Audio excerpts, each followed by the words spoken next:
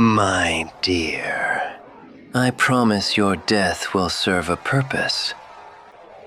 You may scream if it comforts you.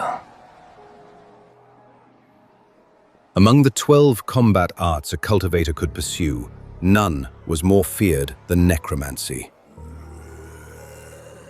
Every great Juru tribe had outlawed it, for every soul who embraced its power eventually became something inhuman.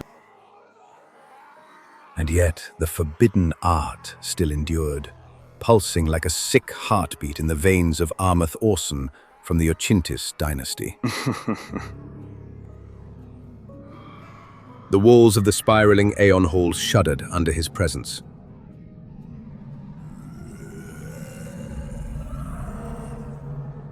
Armath Orson's thralls clung to the stones and shells like swarming insects, twitching and writhing in endless agony.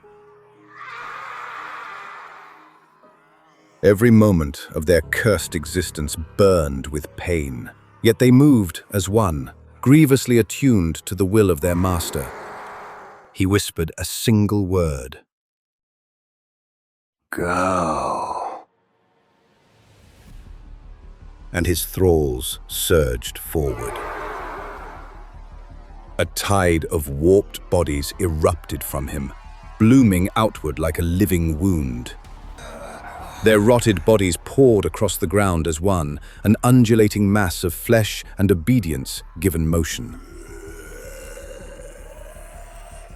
The cloud of agony merged into a spiraling, black finger of death, stretching, twisting, and stabbing directly at the mistress.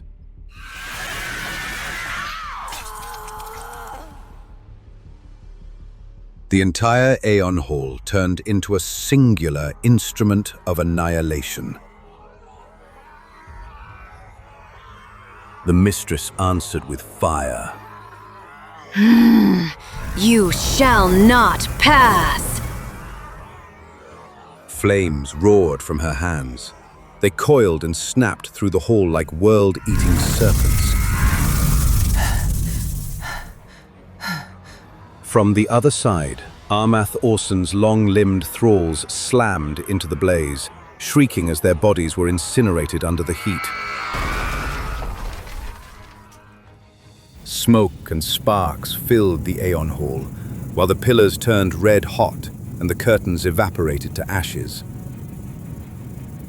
At the bottom of the spiraling hall, the Aeonfire flared in its cage, sending a wave of green light and heat roaring upward. Armath, you maggot. Puh. You're a curse upon this world. Oh, how I wish I had ended you that day, when your fate was in my hands. Armath Orson watched the mistress calmly. His silk-white hair framed a face that was cold as fresh snow. What a sorrow, mistress. I cannot find anything in you worth preserving for the future. He drew his monumental white sword from his back. Whoa. Light seemed to cling to the weapon, pure and lifeless, as if the blade had been carved from frozen moonlight. Every edge of the white blade was sharp enough to split the sky. Another quiet whisper came from his barely moving lips. Once more. The black finger of half-rotting thralls surged again, and the Aeon Hall pulsed under the force of two unstoppable powers colliding.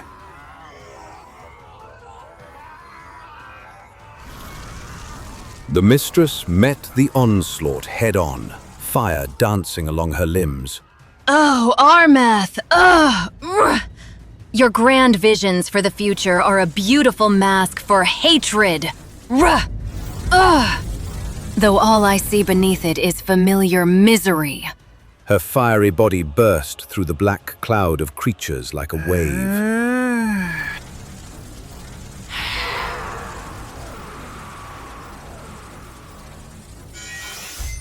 The steel of their weapons clashed in midair. The Mistress and Armath leapt and spun. Blades and magical bursts igniting the hall, tearing holes through stone and earth. Every strike sent waves of fire and destruction spiraling outward. And amid the chaos above his head, Rhy Shen moved down. What exactly do you think you're doing, kid? Grr! I've made my choice. I'm freeing the Aeonfire. Is this choice guided by reason or by fear? Can't bear disappointing the mistress, She's already written you off as a traitor. I hope that sank in. I'm not doing this for her. While the Mistress and Armath were entangled in their deadly dance of wrath, Rhy Shen descended the twisted stairway, spiraling down toward the cage of the Aeonfire. With every step, the air grew heavier, tinged with an unnatural greenish hue, as if the world began to rot under the fire's presence. Some of the demons above sensed Rhy Shen's movement and tried to follow. They never made it far. The flaring heat vaporized their rotting flesh mid-stride, until only bones clattered lifelessly onto the stone below. Reconsider this carefully, Rhy Shen. You are behaving painfully emotionally. We could still achieve something extraordinary together, if you just claim it for me. Do not throw that gift away. I have done this before, and I failed. This time, I'll make it right. The moment the Aeonfire entered his sight, the world drowned in white. His eyes boiled beneath the radiance. Heat flooded the stairwell in crushing waves, so dense it felt almost solid. Green light thickened the air until nothing beyond it could survive. The clash of steel above, the shrieks of Armath's demons, all of it was smothered and drowned beneath the glow. It sealed Rhy Shen off. Even with his eyes shut tight, the emerald radiance burned on behind his lids, pulsing in slow, deliberate rhythms, as if the Aeonfire had wrapped him in a cocoon of heat and light. The world above became distant, unreal, like a half-remembered dream already fading from Rhy Shen's field of consciousness. M tried to warn him one last time. His voice was thin, strained, fighting through the blaze. Listen, kid. You're not in a condition to make stupid choices anymore. Not sure you've noticed, but the light of the Aeonfire already melted your face away. You're blind. You're burned. If you open that cage, there is no coming back from it. Rhy Shen barely heard him. I'm doing this! No! The heat pressed against his body, slipped beneath the skin, and settled into his bones. Time unraveled. Cause and consequence dissolved, until his fingertips found the latch. A deafening rupture tore through the world as the Aeonfire burst free everywhere at once. Stone evaporated as Rhy Shen was wrenched from the ground. The green inferno struck in a single violent motion, slamming into his chest with the force of a falling star. No! No! It was meant to roam, to consume, to become. Yet against its own will, the Aeonfire sank its claws into him instead. It clung to Rhy Shen, its heat no longer unbearable, but also corrosively possessive. What is this? It felt familiar. It consumes me! And still, he loved it. He should have been fighting it, but nothing in him moved to resist. The world dissolved into emerald violence. There was only impact, pressure, and the horrifying closeness of something vast being forced into the narrow confines of a human soul. The Aeonfire bucked and raged, straining to expand beyond him, and failed. Its fury imploded into Rhy Shen's black core. It was pure brutality collapsing upon itself, until fire and human were locked in a catastrophic embrace neither could escape.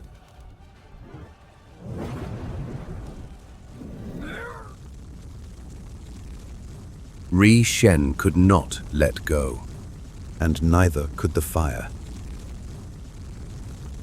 Only then did the explosion reach the surface.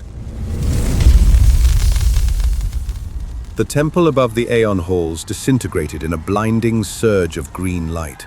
Shockwaves ripped through stone and sky alike. The mistress overlooked the devastation, her wide eyes reflecting green fire and ruin. This is impossible. Her fury sharpened instantly onto a new target. Rhy Shen.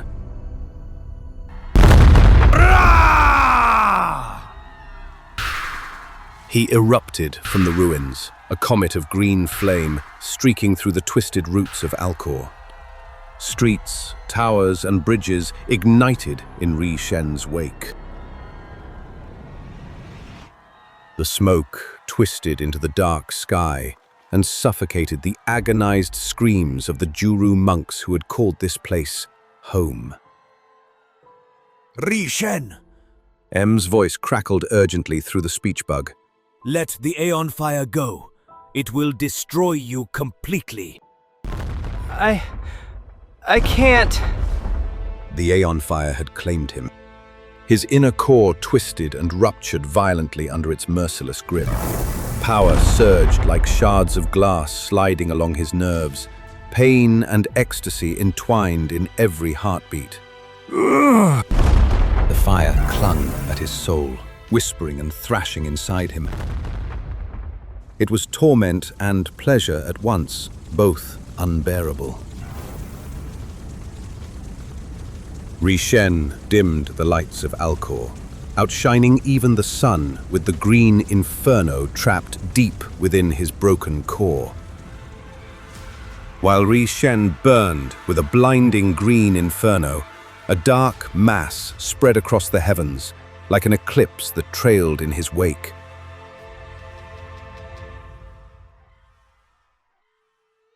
So, if this isn't the infamous Ghostboy. Above him, Armath descended like a living shadow. A little bird told me it would be worth following you. And here we are.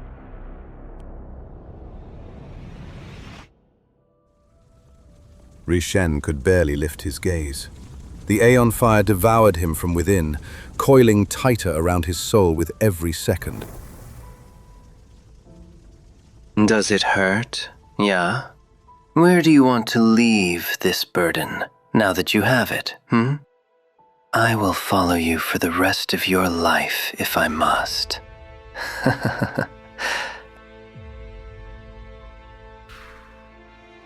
The famous city lights plunged into darkness as Rhy Shen erupted through Alkor. Even as he ran, he was trapped in a violent intimacy with the fire, neither of them able to let go. Each step was like a rocket firing him forward, hurling him hundreds of meters through the inferno. The mistress, convinced he belonged to Armath, unleashed her moon claws. Rhy Shen's flight, with the Aeonfire burning in his heart, left no doubt. I knew it. You stood with Armath Orson and the alchemists all along. Traitor. They cut through fire and shadow alike, spinning like crescent moons of death.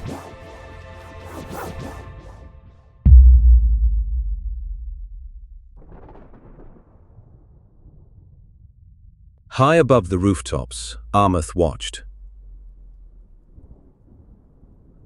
His presence fell upon the city like a heavy rain.